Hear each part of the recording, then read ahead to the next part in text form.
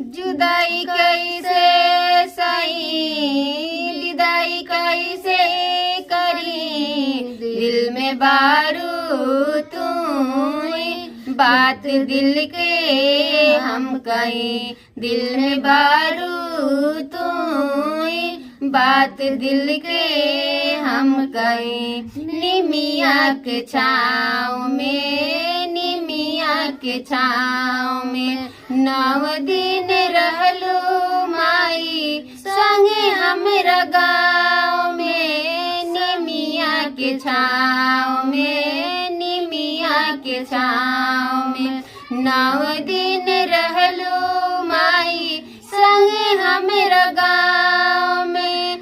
कहत कैसे रही जुदाई कैसे सही, दिल में बारू